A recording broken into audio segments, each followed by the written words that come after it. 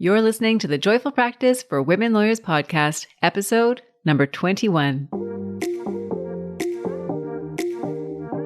Welcome to the Joyful Practice for Women Lawyers podcast. I'm your host, Paula Price, lawyer turned certified executive coach. This podcast was created to empower women lawyers just like you to create a life and practice you love. Join me every week for a break from the hustle so we can focus on you, what you truly want, and how you can create it. If you're over the overwhelm, done with putting out fires, and ready to redefine success on your own terms, you're in the right place. Ready for today's episode? Let's dive in. Hello, my friends, and welcome back to the podcast. For those of you who are new to the podcast, welcome. My name is Paula Price. I'm a lawyer turned certified executive coach and the host of this podcast.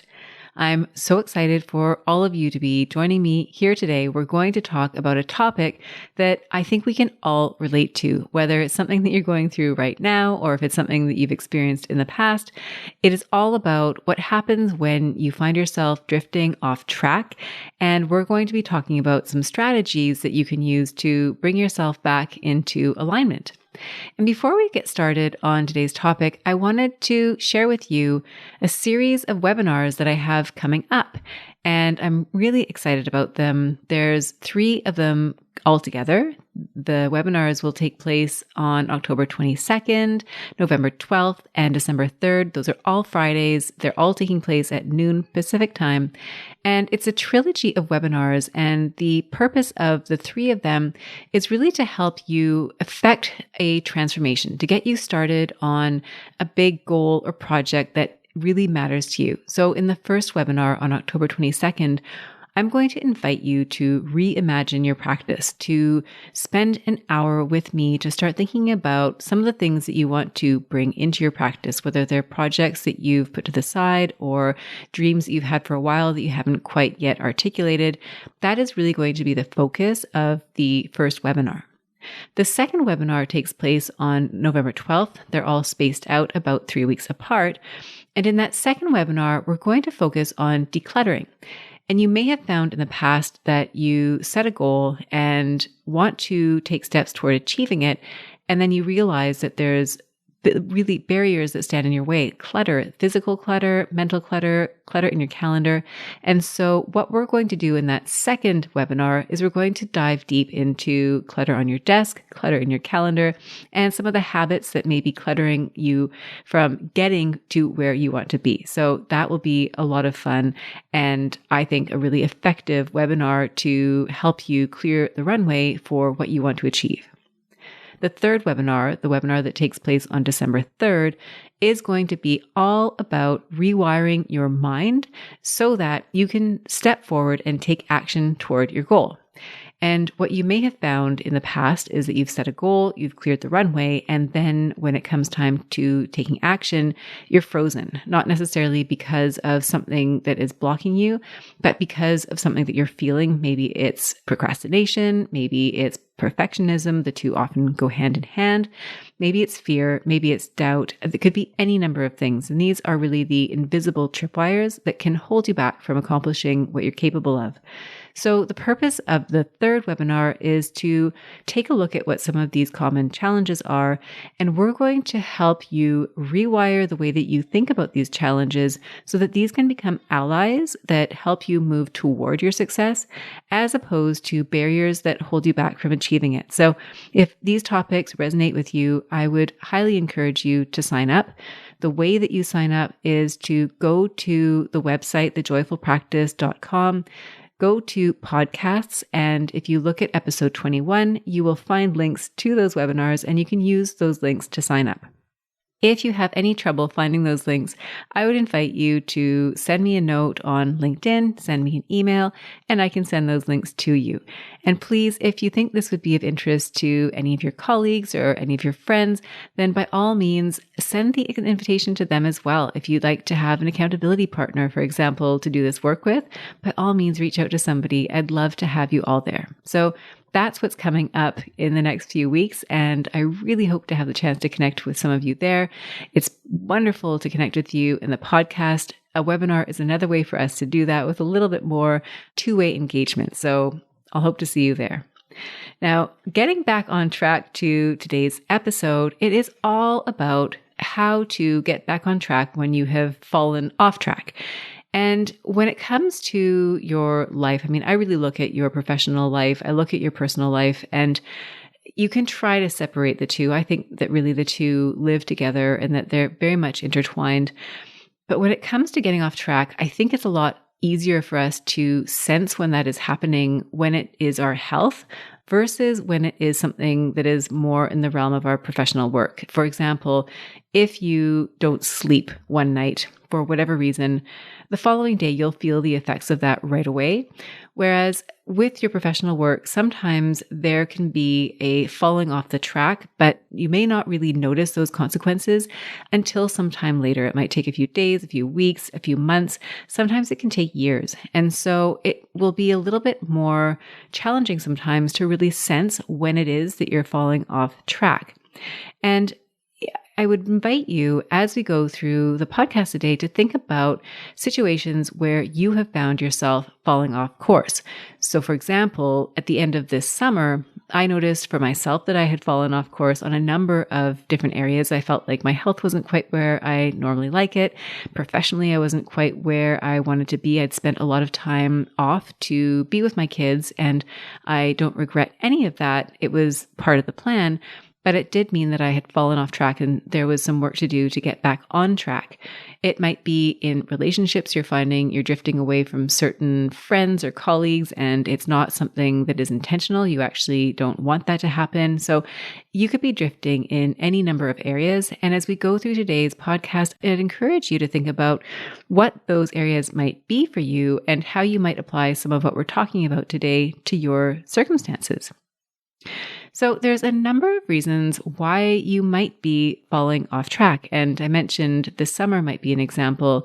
One of the reasons that people get off track is because they're busy. And this may be the nature of your practice. You might be going into the office and your days are so packed from the moment you set foot in your office, whether it's a true office that you actually physically go to, or if it's your home office where you're working remotely.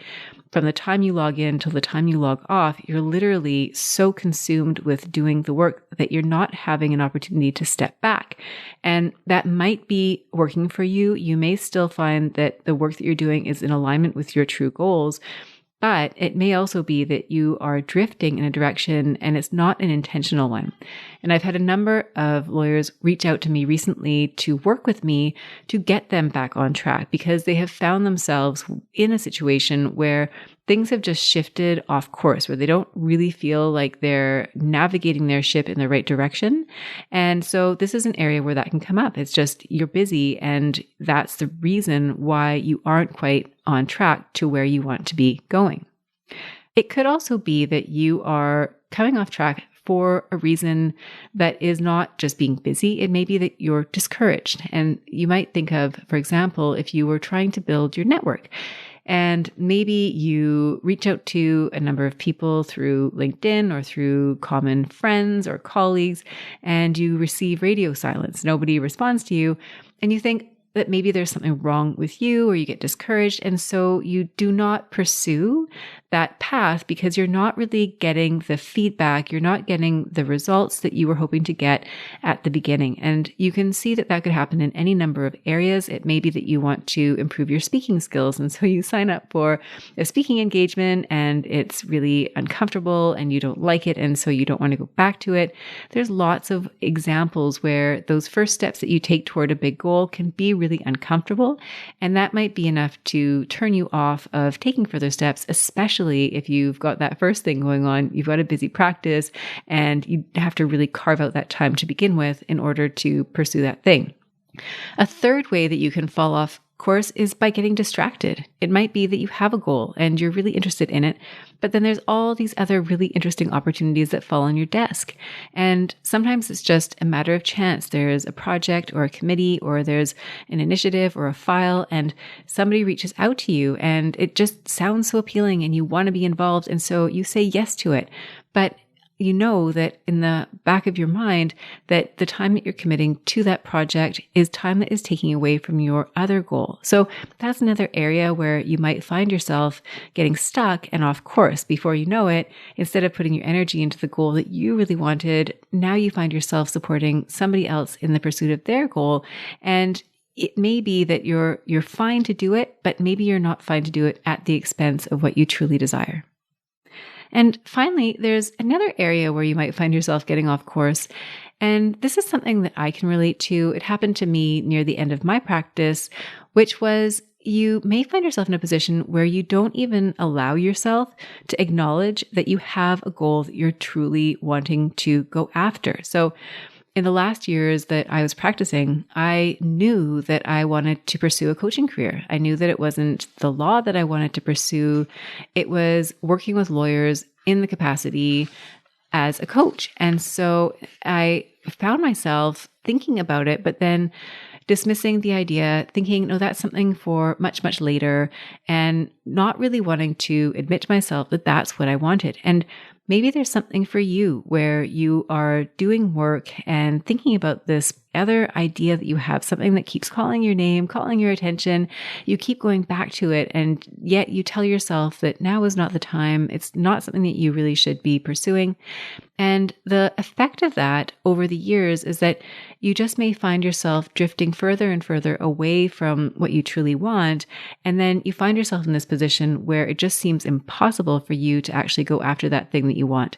And I had that experience myself where eventually I did come around and I did take steps to really realign myself with what I truly wanted. But I've had clients that I've worked with where they're at a stage of their career where they just don't think it's possible. They don't see how they're going to do it. And that is the result of years spent drifting in a direction that maybe just wasn't aligned with what they truly wanted. So for you, I would just encourage you to think a little bit and allow yourself that time to explore what opportunities might be calling for you. It doesn't necessarily mean that you're leaving your practice or changing anything in a significant way, but it could be that there are projects that you might want to get involved in that would allow you to act in alignment with something that is truly important to you. So when you find yourself drifting off course, it really helps to know what course you were on in the first place. And for some of you, you may have these ideals, these goals, these dreams that you're working toward. And that is how you know that you are on course. If you're getting closer to those things, then you are on the track that you want to be on. So what could that look like? It really depends on what's going on for you, what's going on in your practice, and what your goals are. So for some of the clients that I work with, for some of you, maybe one of your goals is to be on top of your time. You may find that you've got a practice where you're constantly feeling like you're in a state of being reactive, where you're responding to fires, where people are coming at you from all different directions, and it feels overwhelming and it's very stressful, and you just want to find a different way to practice. So your goal might be trying to shift the way that you approach your day, the way that you plan, the way that you organize your time, the way that you set boundaries, the way that you interact with others, so that you can have that practice that you're truly going after. It might be that you are looking for a more specific and measurable goal. So maybe it's something like an income goal that you have. Maybe you're trying to reach a certain yearly target, whether it's dollar figures, whether it's billable figures, and that is something that you are working toward.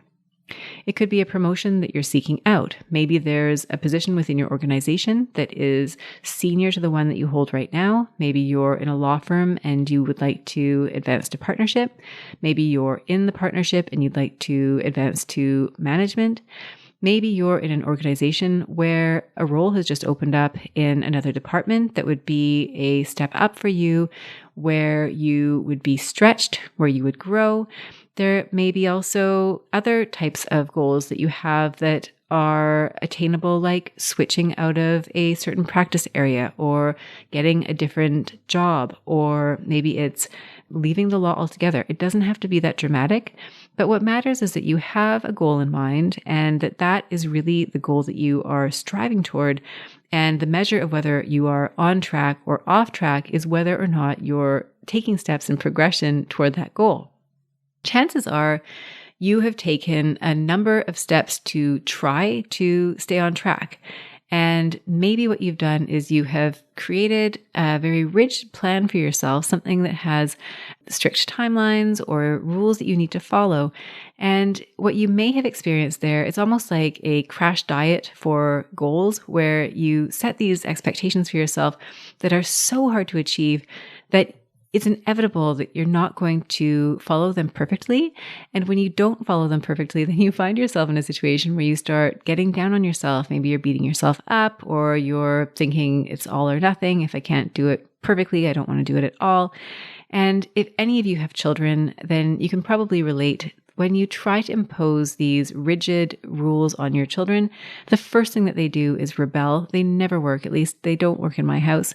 And the same is true for you. If you give yourself this really strict program to follow, it's almost certain that you're going to slip up at some point. And if you put that pressure on yourself, it can be really hard to recover. So that's one area where you might find yourself coming off track. Another thing that you may have tried is maybe winging it. Maybe you're so busy that you just don't feel like you have time in your day to even devote a moment to scheduling it. And so you have maybe a haphazard approach. Maybe you have a thought in the back of your mind that one day you'd like to do X. And so you schedule that in from time to time. You might do the occasional networking call, but you haven't really set yourself up with any sort of real commitment to making that goal happen.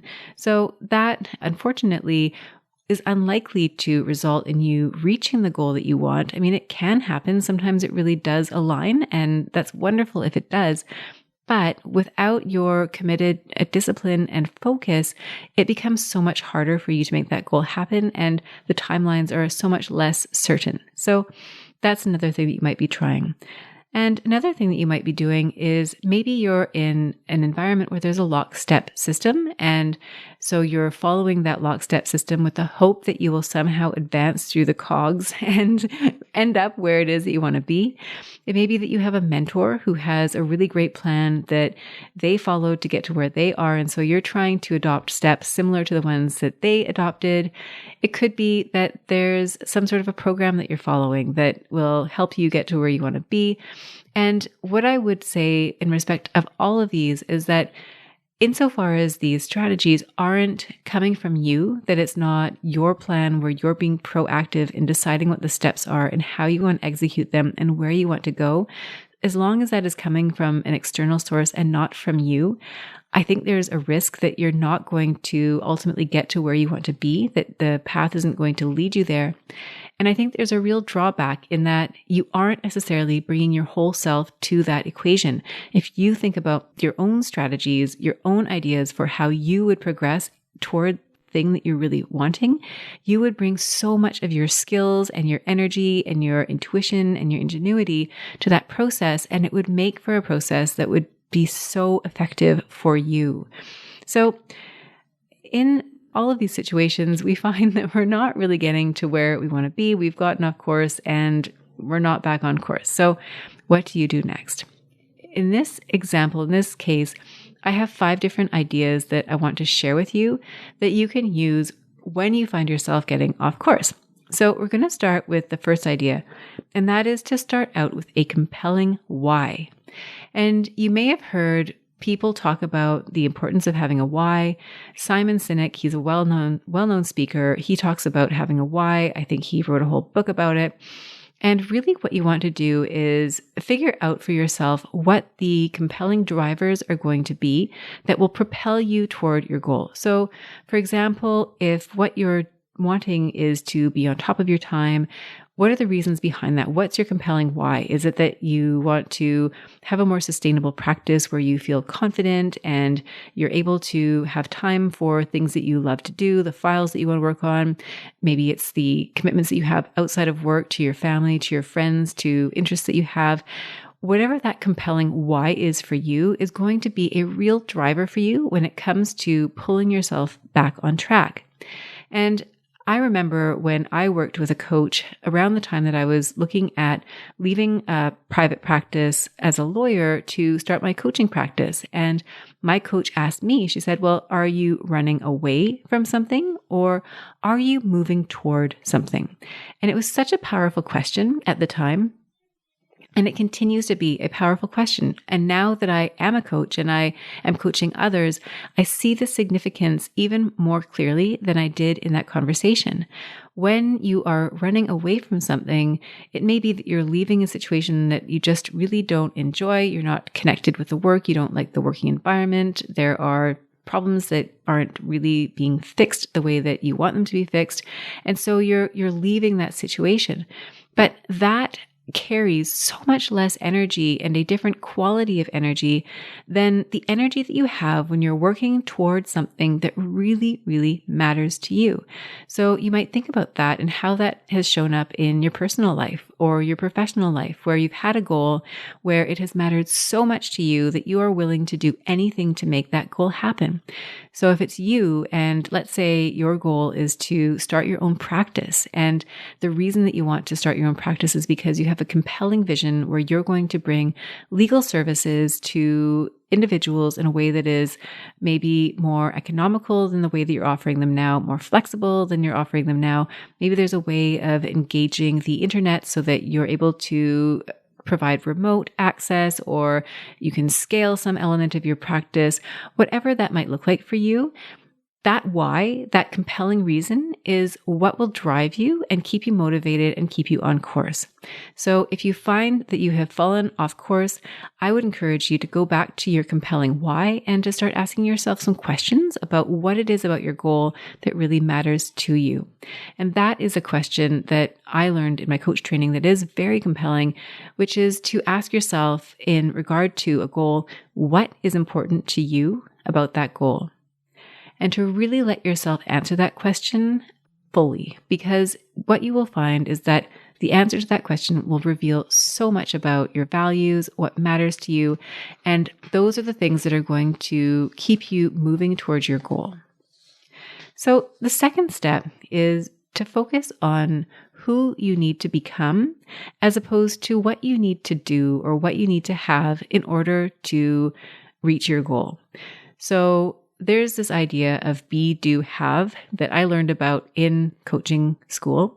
And the significance of it is that a lot of us go around thinking that if we have the resources, then we will do the steps that will allow us to reach our goals, and then we can be happy.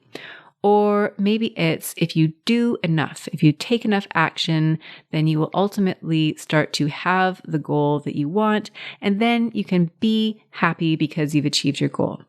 And what the be, do, have model asks for or suggests is that you flip it around so that you think about it like this. Imagine that you have the goal that you want. Imagine that you have that practice where you are in control of your time. You feel confident. You have the boundaries. You are getting your work done. It's on time. You feel great. You feel amazing. Maybe it's that you set up that firm. You have your own practice. You are the sole practitioner, or you found your own firm, or you get the job that you want. And you imagine yourself in that role.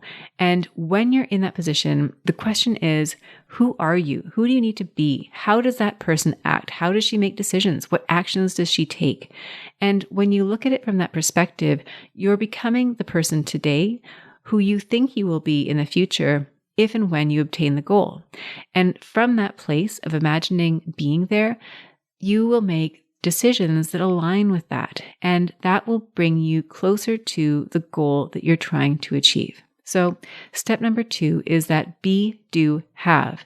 It's almost a little bit like fake it till you make it, but you're not faking anything. You're simply adopting the thoughts and the actions and the persona and the belief that you have, or that you would have if you were to achieve your goal.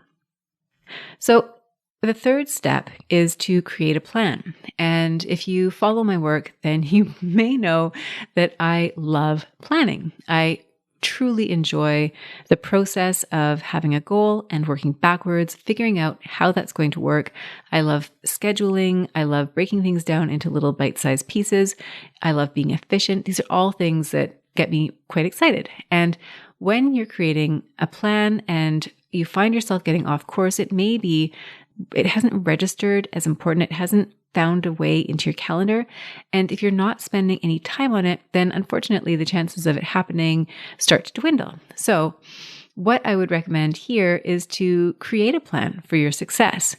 And if you're a litigator and you've planned for court applications or trials, then you know very well how to plan backwards, how to make sure that the things that you need to do are done at the right time so that you can keep going forward.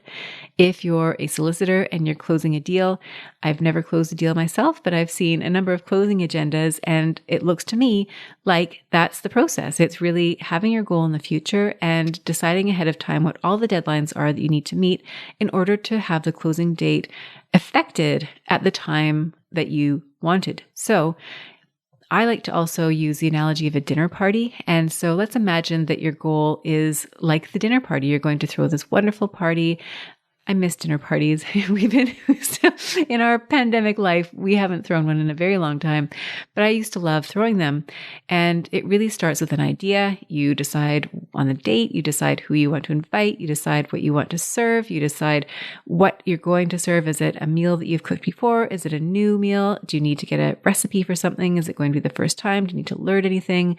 You need to do your shopping. Where are you going to get your ingredients? How are you going to structure the day of or the days leading up to it so that you have everything arrive at the same time? What goes into the oven first? What steps do you leave till the end? I mean, these are all the questions that you ask yourself in preparing for something like that. And it's no different with your goals. So I would encourage you to think about what the goal is, what steps are involved, what are the recipes that you need, what are the steps that you've never done before, who are the people that you want to include in your process. And as you do that, I would encourage you to then think about how you're going to schedule that into your life. What is the deadline? How are you going to work backwards? If it's an application for a program that you want to go into, what do you need to do to get ready for that application? If it's something a little bit less tangible, like we talked about confidence or time management, how are you going to set yourself up for that? What is the end goal? And as you do that, I would also invite you to think about the expression. It comes from Abraham Hicks. It is this idea that there is no happy ending to an unhappy journey.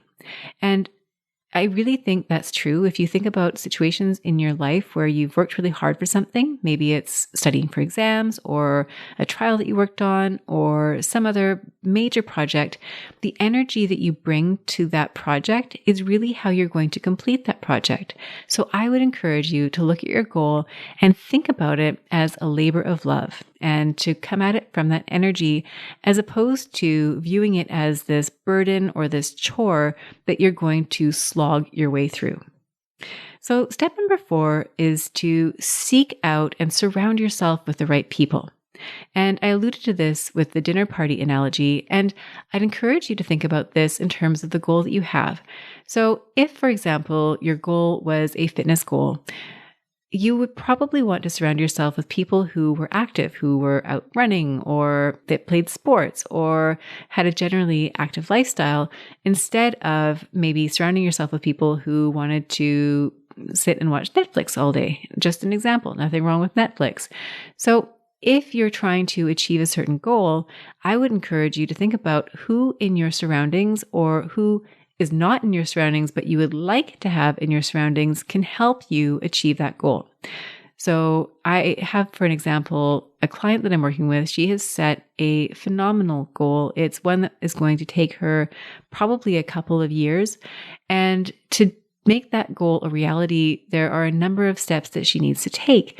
And one of those steps is building relationships with mentors and friends and supporters, people that she can learn from. And she's doing that. She's really going out and taking that initiative, and she's bringing those people into her life. And it's really a powerful thing for her. It's really made a lot of difference in terms of understanding what the steps are going forward, understanding what information she might need to have, having recommendations in terms of different ideas and trainings. So you might do the same thing. Think about what it is that you're looking toward and who it is in your environment or who you would like to bring into your environment who could be a mentor to you, who could support you in going after what it is. Sometimes it's a friend who's going to sit on the sides and be a cheerleader for all the hard things that you're going to do on that road to your success. It could be, it's a colleague who's supporting you. It could be anything, but I would invite you to be really intentional about who it is that you choose to surround yourself with and maybe who you may need to spend a bit of time away from. If there's somebody who you find is really holding you back, maybe it's somebody who is dragging you down a little bit. They are maybe not helping with your self-confidence, or they're constantly asking you to work on projects that are totally out of alignment with where you want to go. You may need to ask yourself whether there's something that needs to be done in relation to those individuals. So that's the fourth step, is to surround yourself with individuals who will support you in your success. And the fifth and final step is one that sounds counterintuitive. It is to prepare for failure. And I mentioned in my last podcast episode that I don't believe in failure. I think that when we fail, again, I use air quotes, it's really just a learning opportunity that we're out there experimenting and we're learning. And I never want to think of something that we've done as failing. And chances are, if you're in a situation where you've failed, I mean, I know you, I've spoken with you, and I know you're smart and capable and accomplished. And if it's something that you failed at, it was hard. And you can give yourself a pat on the back for taking steps that really stretch you and bring you into a whole new level. So if you find yourself in that situation, I don't want you to beat yourself up ever. It's a learning opportunity. But sorry, I've gotten off track. What I was trying to say about preparing for failure is that when you find yourself getting off track and you're bringing yourself back on track, I would invite you to forecast some of the obstacles that are going to come your way and create a plan, create a protocol that you can follow for when that happens. And this wonderful example comes to mind. I was reading a magazine a few years ago that described this woman. She was a very well-known scuba diver, and she would go many, many meters below the surface of the water and do crazy things. I can't remember exactly what she did, but these were very complex procedures that she would do on the ocean floor. And the way that she trained for this was that she would run through her mind the different scenarios that could possibly derail her dives. And she would imagine herself in confronting the obstacle, getting through the obstacle, doing it in a way that is very calm. You can imagine if you're 50 feet underwater or 50 meters underwater and you have your oxygen tank on and something goes wrong. There's a lot at play. There's a lot at stake, and maintaining your calm in that situation and knowing what steps to take are really important. And I would invite you to think about the same type of protocols that you can engage when you find yourself getting off track. So maybe something that would come up for you is you know that you want to create your own practice, for example, but you're really concerned about the paperwork and you know that you're not going to want to do it. And so you might plan for that ahead of time. It may be that you want to improve on your financial goals, and part of that requires that you maybe raise your rates or have more robust conversations with your clients about your fees. And so you might practice those conversations ahead of time. You might anticipate some of the conversations or some of the comments that you might get from others, some of the comments you might even have internally about charging a certain rate, and to have that dialogue ready so that when you find yourself in the true situation, you are able to come from a place of having experienced that before, even if it's only a rehearsal in your mind, so that you can carry yourself with confidence and overcome that obstacle more seamlessly. So the reason that these strategies work is that they allow you to move from a place where you're reacting, where you're kind of ad hoc, adding time to go toward your goals, where you're at the effect of what other people are demanding from you, and you're moving your goal into a situation, into a world where you really are in control. You are being intentional about what it is that you're going after.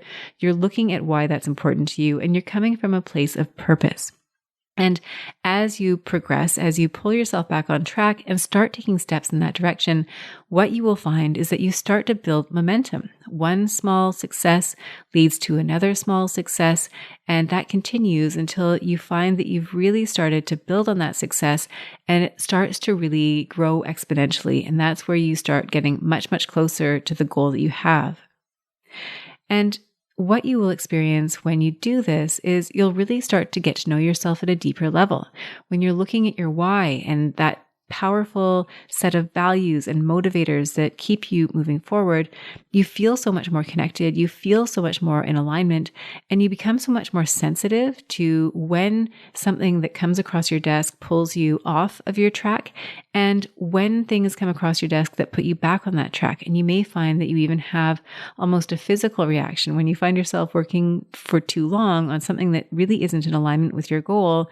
You feel it and you sense it. And that's a wonderful opportunity to take a step back and reevaluate whether what it is that you're doing is on track or not. As you start to do this work and you're on track and you find yourself maybe veering off track a little bit, pulling yourself back on track, what you'll learn is that getting back on track isn't as hard as you thought it was. And as you practice doing it, you'll get better at it. And as you get better at navigating your way from being off track back to on track, you'll also start to develop a certain accountability to yourself. You'll really start to learn to trust yourself so that you will know that if something happens, if something comes up and you are sidelined for a few days, a few weeks, you're not able to go after the vision that you have, you still know that you will be able to resume your focus, that you'll be able to resume your practice in such a way that you realign yourself with the goals that you have. There are a few skills that you'll need to develop as you go through this process. The first is curiosity. You'll need to get really curious with yourself about what it is that motivates you and where it is that you want to go. And so that really means spending some time asking yourself those questions. The big why. What is your compelling why? What about your goal is important to you? And also, you'll develop that curiosity as you go through the process. As you find yourself veering on track, veering off track, notice what it is that comes up for you. What are the triggers that maybe pull you off? Maybe look at the things that remotivate you to get back on track. Another skill that you'll need to develop is honesty. And this really is, first and foremost, honesty with yourself about what it is that you want. What is it that you desire? What is going to be fulfilling to you in the long run? And what is it that you need to do to get there? And another level of honesty is potentially with others. I mean, maybe you've got this dream and it's a secret inside your mind and you think about it sometimes, but you wouldn't ever share it. Maybe you reach a point where you start sharing that with other people, and that new level of honesty will help you get closer to your goal, because what I have experienced and what a lot of you may have already experienced, what my clients experience, is that once they start talking about what it is that they want, all of a sudden doors start opening up to them that allow them to take one step closer to what that goal is. Another skill that you'll need to develop is discipline.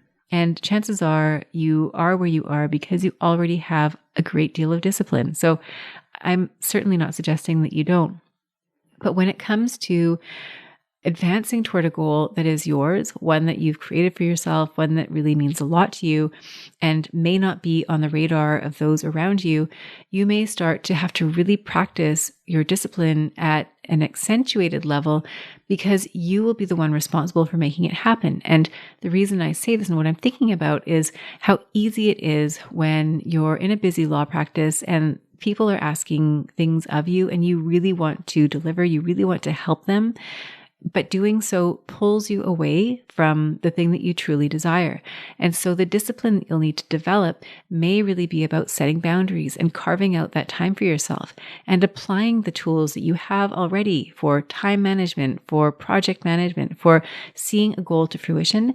It may mean taking those energies and applying them to this thing that is very important to you, which requires that you give yourself the time. It means that you create the time on your calendar, create the space, take the initiatives, reach out and create the context that you need in order to pursue the goal that you have. So that in itself is a form of discipline that you may need to really exercise in order to get closer to where you want to be, in order to make sure that you stay on track.